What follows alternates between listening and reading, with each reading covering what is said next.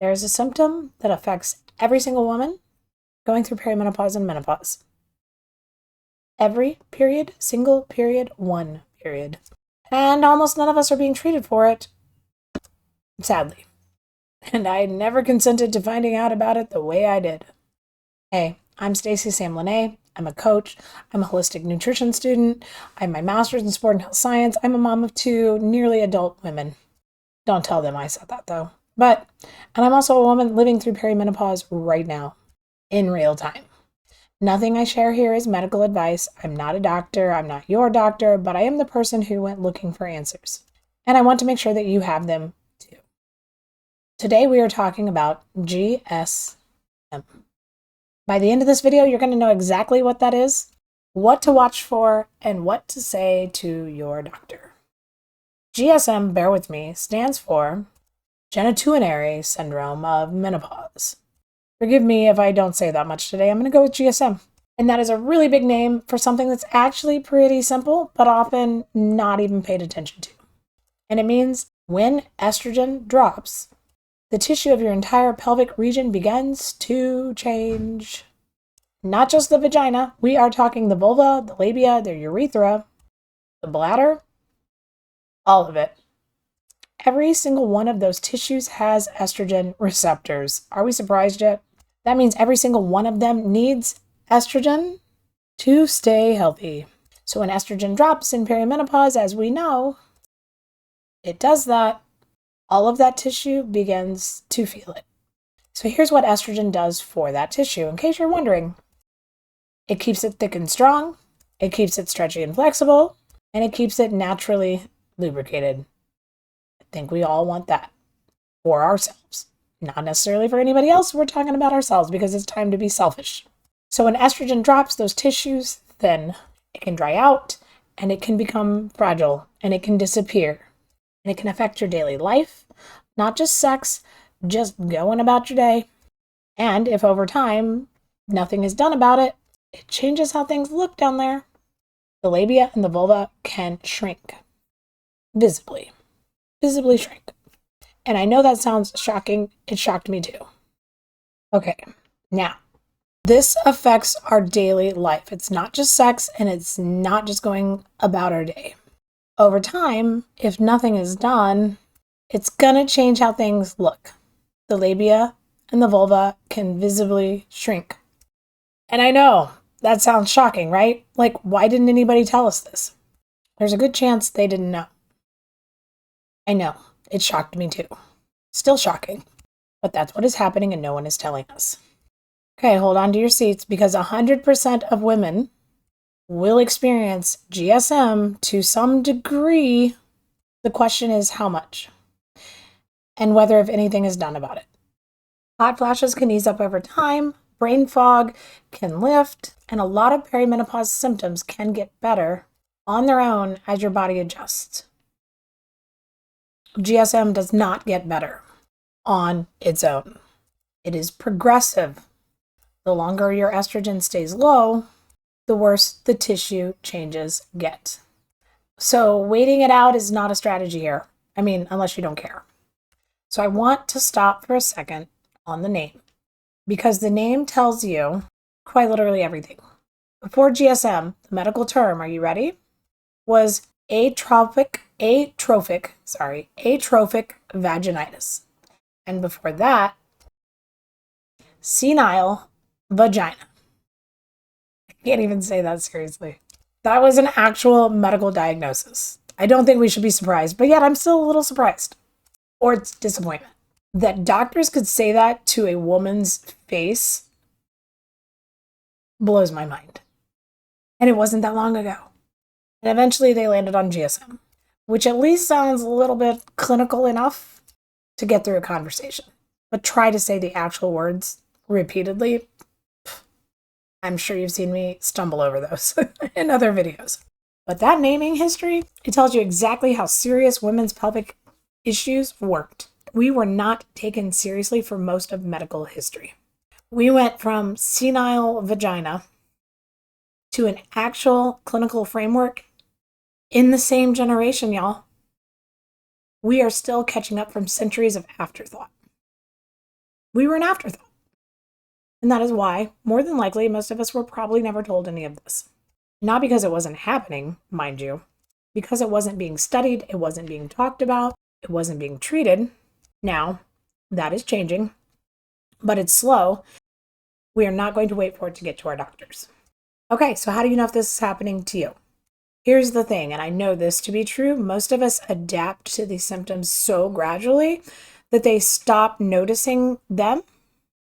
And we start to assume that this is just what getting older feels like. Girl, it is not. Let me help you out. Let me hold your hand. This is not. No. These are the signs of GSM. Any one of them or a combination. You ready? Go get your notebook. Dryness, not just during sex, but generally and throughout the day. I started to notice this. Then itching or irritation with no obvious explanation. Sex that becomes uncomfortable or painful when it wasn't before. Burning or sensitivity at the vaginal opening. Needing to pee more urgently and more often than before. Recurring UTIs, seeming to get over them, and then you go right back into one. And this was never a pattern for you before. Visible changes in how things look down there. Smaller, flatter, different. All right. None of this is vanity. It's not being overly sensitive. And it's not just getting older. That is part of your body telling you it needs something. And we have that something available to us. We just have to know how to ask. Let's stay on the UTI piece for a minute, because this one really got me. A lot of women in perimenopause and menopause start getting recurrent UTIs over and over. They get antibiotics, they get better. They get better, they get antibiotics. They get worse, they get antibiotics, they get better. UTI keeps coming back, more antibiotics. You're killing off all the good stuff in your gut. Nobody is asking why this is continually happening except for maybe you. Ugh, sorry, I get so frustrated with this stuff. It makes me wish I would have gone and got my doctorate so I could treat women. All right, vaginal estrogen reduces UTI recurrence by up to 50%. It is literally the most effective tool that we have for prevention of recurring UTIs in menopausal women. The most effective tool. Not antibiotics. Vaginal estrogen. And most women cycling through UTIs have no idea that this exists. Only 7% of women who received a GSM diagnosis were given vaginal estrogen as a treatment. 7%. That's paltry at best. Women who had insurance, got to a doctor, received an actual diagnosis, and still only 7% of them were given vaginal estrogen when we know that 100% of women will experience GSM. It's just going to happen. That is the gap we're talking about. That is the gap we are talking about. All right, on to treatment. Here's the good news. It's largely reversible. With consistent treatment, the tissue can actually regenerate because our bodies are fucking amazing. Elasticity can return, lubrication can come back, and pain can resolve. Doctors who work in this space absolutely say that vaginal estrogen should be available to every woman. Every woman who needs it should have access to this. That is how safe they believe it is, and it's not expensive, even without insurance. So I'm going to tell you what it is, and let me clear some things up that might be making you hesitate. Vaginal estrogen is local. What's that mean? It stays in the vaginal tissue. It's not absorbed into your bloodstream in any meaningful way. It is not the same as HRT, hormone therapy, not the patch, it's not the pill, it's not the gel. Those are systemic, and they travel through your whole body. Vaginal estrogen treats the tissue right where it needs help. That is it, in your vagina, nothing more. And this matters because a lot of women have been told they can't take hormones. I was one of those women. And then I found all the epic doctors out there who knew a little bit more than what anybody knew a long time ago when I was told, you're not a candidate. I was shirked off because they just didn't want to be fucking bothered with me, truth be told. I'm not bitter at all. Vaginal estrogen treats the tissue right there. Vaginal estrogen is a different conversation. And according to research, including the new 2025 guidelines from the American Urological Association, it is safe for most women, including many women who have been told that hormones are off the table. That said, always ask your specific provider about your history. I'm not making a blanket promise here. I am just giving you a door to open. So what's it actually look like? Here are the options.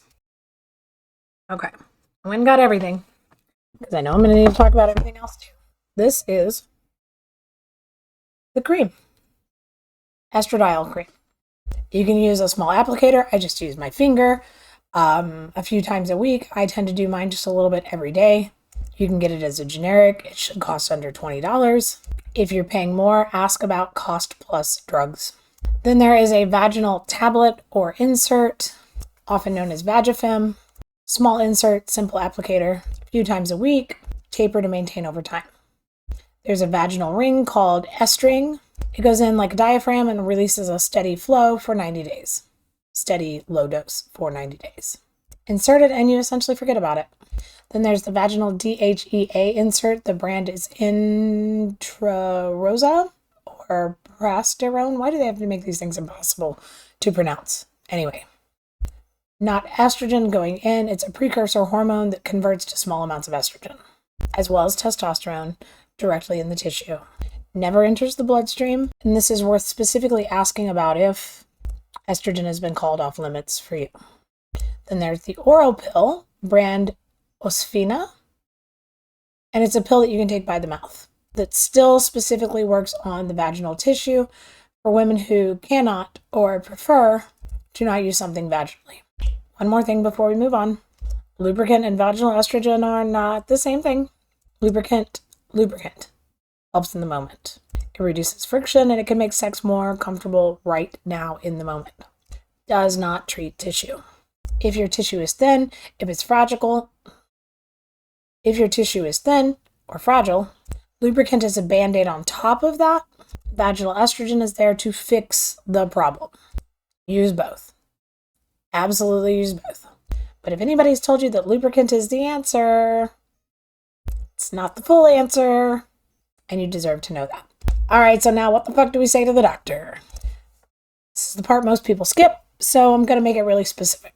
A lot of us will walk into the doctor and say something like, I don't know, I've been a little dry.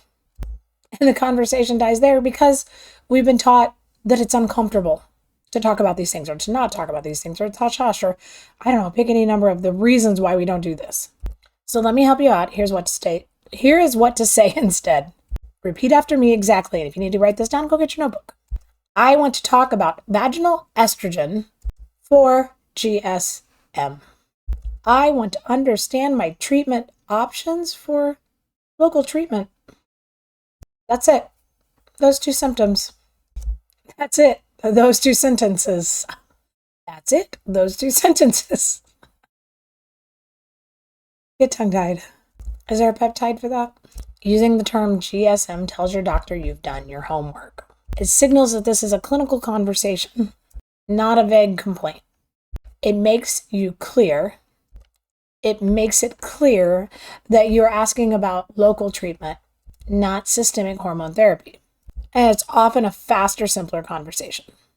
Now, what if your doctor says you cannot take hormones and closes down the conversation? Don't leave it there, girl. This is your time to stand up for you. Advocate for yourself because ain't nobody else gonna do it. I know. Push back gently with this. Get your notebook. Say this exactly. I understand. I'm specifically asking about local vaginal estrogen. Maybe don't do this. Which is not absorbed systemically. Is that still off the table for me?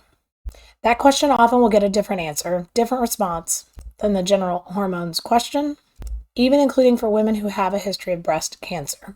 You deserve to have this full conversation. And if your doctor still can't help, a menopause certified provider is a great next step.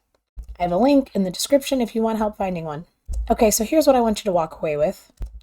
GSM is not about vanity. It's not embarrassing. It's not something to be swept into the rug. It is not something to not be talked about. It's not something that you don't want to talk with your children and your grandchildren about. Maybe even your mom. Maybe even your grandma. It is not something to whisper about. No longer. This is literally your health, your life, your wellness, your vagina.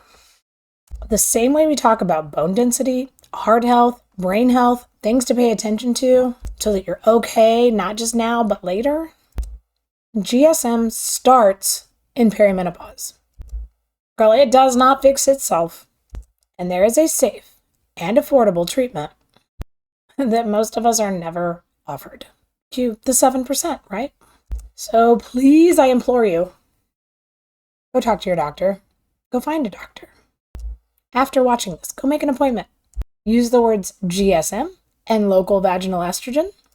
If they shut the door, ask them about local treatment specifically. Remember, we just talked about that.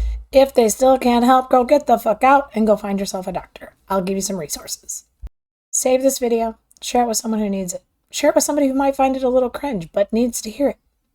Share it with your bestie who's going to watch it under her covers after her partner falls asleep. I don't know. Send it to your grandma if she knows how to turn on YouTube.